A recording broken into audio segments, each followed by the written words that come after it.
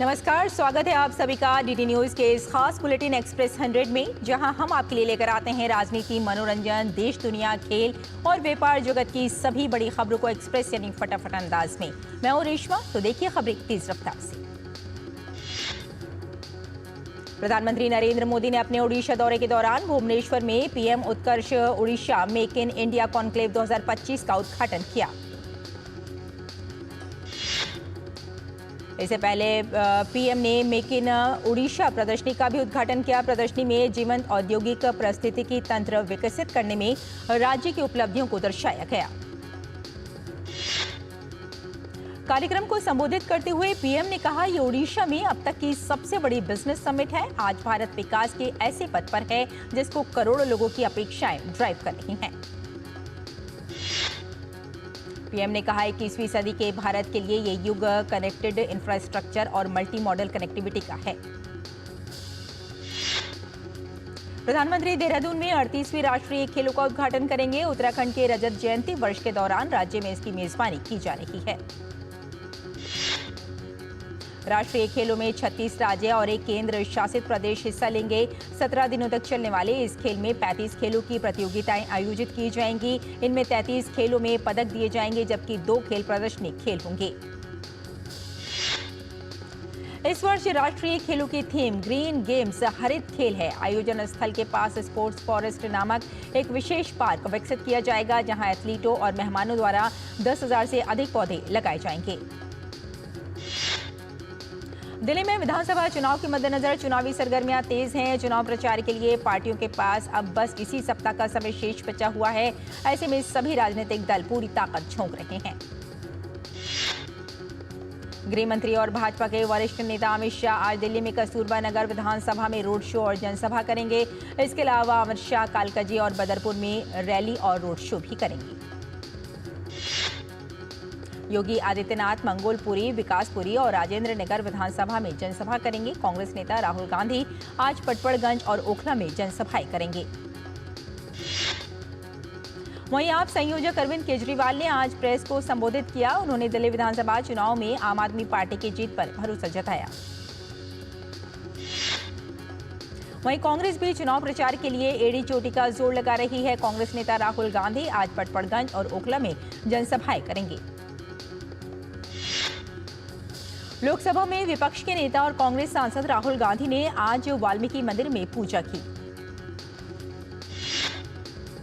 वहीं कांग्रेस नेता अजय माकन आज दोपहर 2 बजे प्रेस को संबोधित करेंगे। कांग्रेस की तरफ से नई दिल्ली सीट से उम्मीदवार संदीप दीक्षित तो प्रचार कर ही रहे हैं, लेकिन आज से चुनाव प्रचार की जोर पकड़ने की संभावना है। उत्तर प्रदेश के बागपत में एक बड़ा हादसा हो गया है। बागपत में बड़ौत में जैन निर्वाण महोत्सव के दौरान मंच टूटने की वजह से हुई दुर्घटना में 5 लोगों की मौत हो गई और 50 से अधिक घायल हो गए। यह हादसा आज सुबह भगवान आदिनाथ के निर्वाण लड्डू पर्व के मौके पर हुआ था। श्री 1008 आदिनाथ भक्तांबर प्रचार के तत्वाधान में मोक्ष कल्याणक निर्वाण महोत्सव के तहत भगवान आदिनाथ के अभिषेक के लिए कार्यक्रम आयोजित किया गया था। तमिलनाडु में राष्ट्रीय जांच एजेंसी एनआईए की बड़ी कार्रवाई चल रही है। जांच एजेंसी की टीम राज्य में कई इलाकों में छापेमारी कर रही है।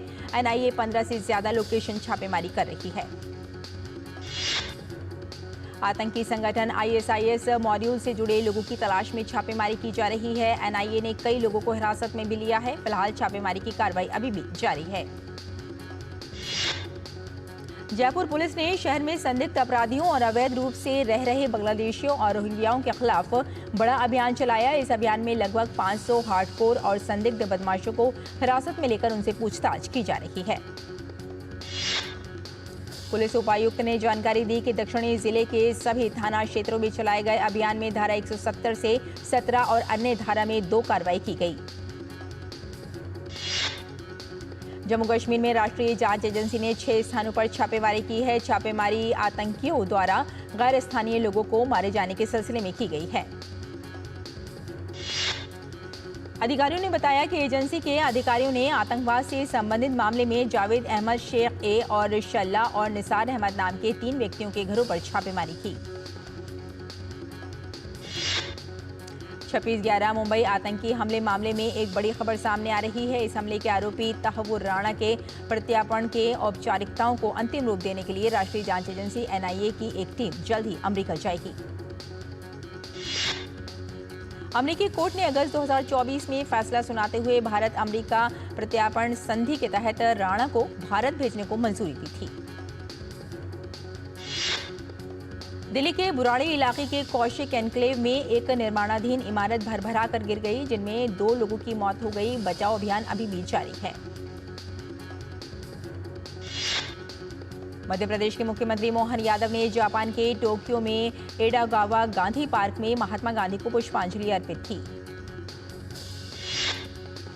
अपने जापान दौरे पर मध्य प्रदेश के मुख्यमंत्री मोहन यादव ने कहा, मध्य प्रदेश में 24-25 फरवरी को ग्लोबल इन्वेस्टर समिट होने वाली है।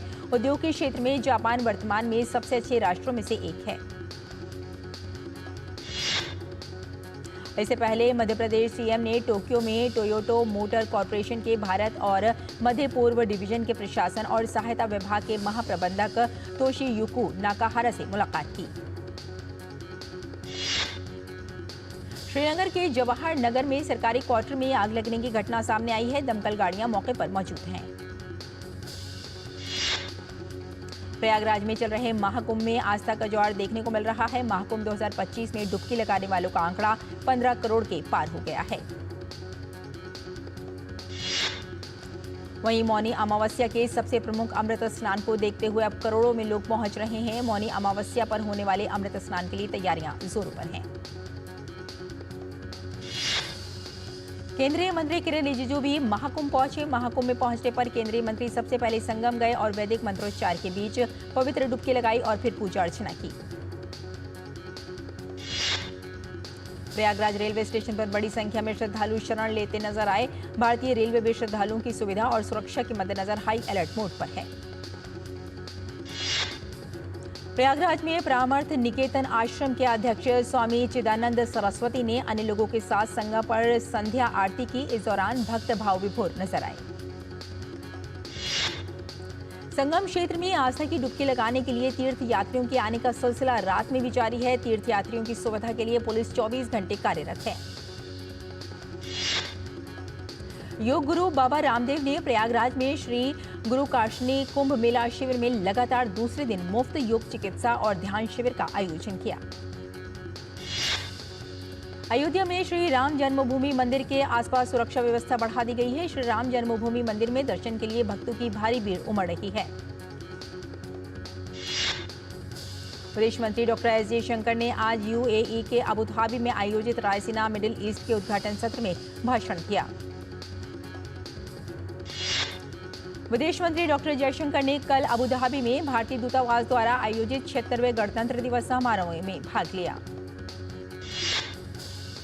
डॉक्टर जयशंकर ने भारत और UAE को जोड़ने वाले साझा मूल्यों और आपसी विश्वास पर भी प्रकाश डाला। वहीं विदेश मंत्री ने संयुक्त अरब अमीरात के उप प्रधानमंत्री एवं विदेश मंत्री शेख अब्दुल्ला बिन जायद अल नह्यान से भी मुलाकात की। दोनों नेताओं ने क्षेत्रीय और वैश्विक स्थिति पर मंथन किया। कैलाश मानसरोवर यात्रा को शुरू करने को लेकर भारत और चीन के बीच सहमति बनी है। दरअसल ये फैसला भारत के निवेश सचिव विक्रम मिस्त्री की चीनी यात्रा के दौरान हुआ।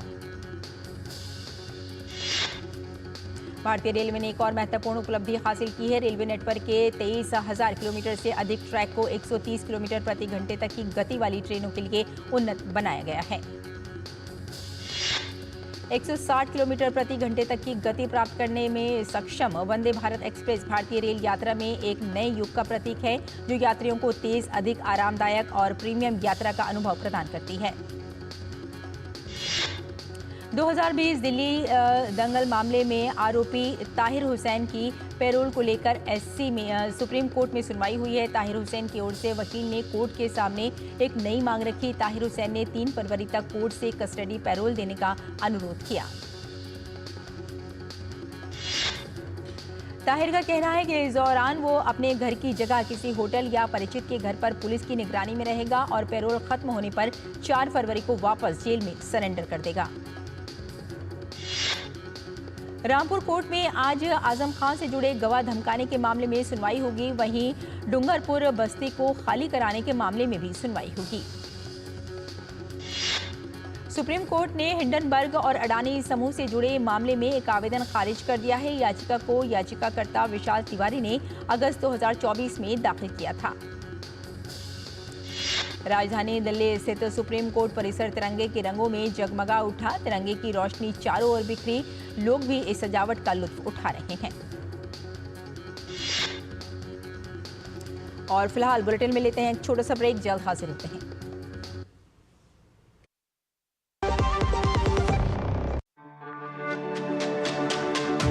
मेरी पसंद, मेरी पसंद, मेरी पसंद, मेरी पसंद,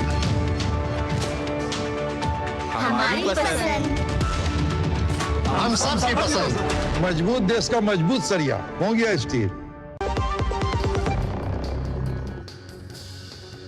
एक बार फिर आपका स्वागत है एक्सप्रेस 100 में। आइए आगे बढ़ते हैं।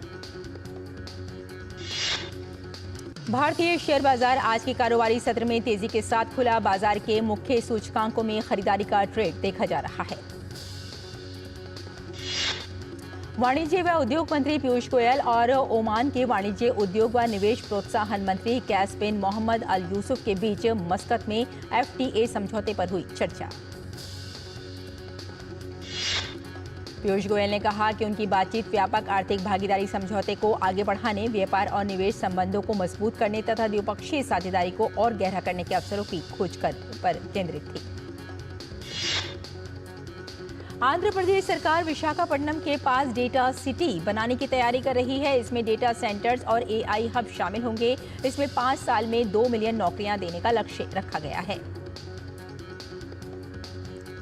सरकार ने सेबी के अध्यक्ष पद के लिए मांगे आवेदन। सेबी की मौजूदा चेयरपर्सन माधवी पुरी बुज का 3 साल का कार्यकाल 28 फरवरी को होगा पूरा। बाजार नियामक सेबी ने फ्रंट रनिंग मामले में 8 लोगों और संस्थानों को शेयर बाजार में कारोबार करने पर लगाई रोक। साथ ही अवैध तरीकों से कमाए गए 4.82 करोड़ रुपए लौटाने का दिया आदेश।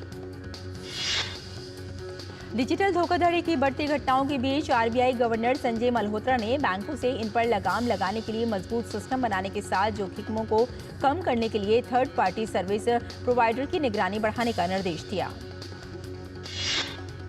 RBI की एक रिपोर्ट के अनुसार दिसंबर 2019 से पिछले 5 साल में क्रेडिट कार्ड की संख्या दोगुनी से अधिक होकर लगभग 10.80 करोड़ हुई।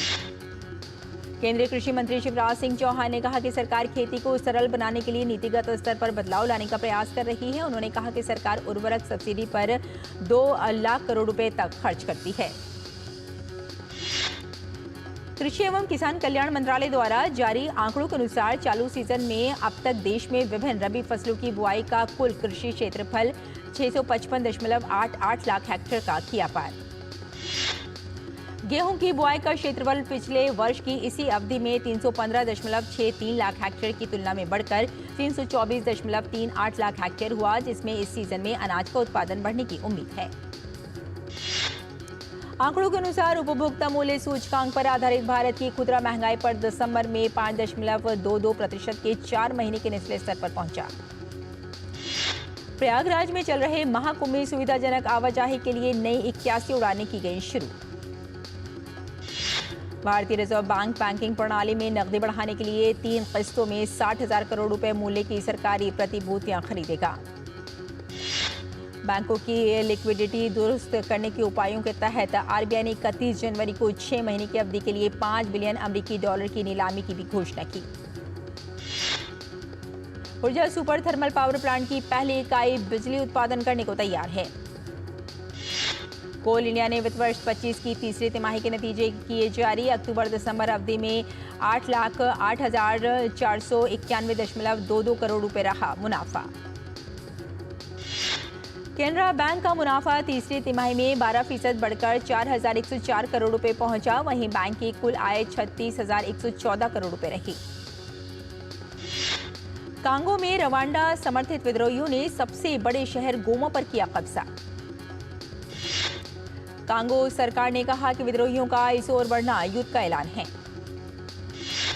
कांगो में संयुक्त राष्ट्र के एक वरिष्ठ अधिकारी ने कहा कि गोमा के हर इलाके में अब लड़ाई चल रही है और इस पर चर्चा के लिए संयुक्त राष्ट्र सुरक्षा परिषद में आज होगी बैठक।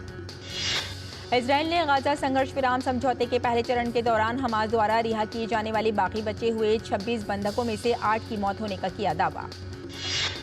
19 जनवरी को संघर्ष विराम शुरू होने के बाद ही इजरायली जेलों में बंद 290 से अधिक फलस्तीनी कैदियों के बदले में 7 महिलाओं को रिहा किया जा चुका है। लाओस के बोकियो प्रांत स्थित golden triangle special economic zone में चल रहे साइबर अपराधों के अड्डों में फंसे 67 भारतीयों को युवाओं की भारतीय दूतावास ने बचाया। भारतीय दूतावास के अनुसार इन युवाओं को GTSEZ में सक्रिय आपराधिक गिरोह ने धमकी और दुर्व्यवहार से वहां काम करने के लिए मजबूर किया था। डोनाल्ड ट्रंप की कनाडा पर 25% टैरिफ लगाने की धमकी। क्रिस्टिया फिलैंड ने कहा कि कनाडा को उन उत्पादों की सूची तैयार करनी चाहिए। अमेरिका से बड़े पैमाने पर मैक्सिको के नागरिकों के निर्वासन का संभावना के चलते मैक्सिकन अधिकारी सियुदाद जुआरेज में विशाल तंबू आश्रयों का निर्माण किया शुरू। नगर पालिका अधिकारी ने बताया कि सियुदाद जुआरेज में अस्थायी आश्रय गृहों में हजारों लोगों को रखने की क्षमता है और ये कुछ ही दिनों में बनकर तैयार हो जाएंगे। विदेशी नागरिकों को अब एवरेस्ट फतह करने के लिए करीब 21 लाख यानी 5 लाख नेपाली रुपए अधिक शुल्क का करना होगा भुगतान। भारत और इंग्लैंड क्रिकेट टीम 5 मैचों की T20 सीरीज में आमने सामने होगी। ये मुकाबला राजकोट में खेला जाएगा।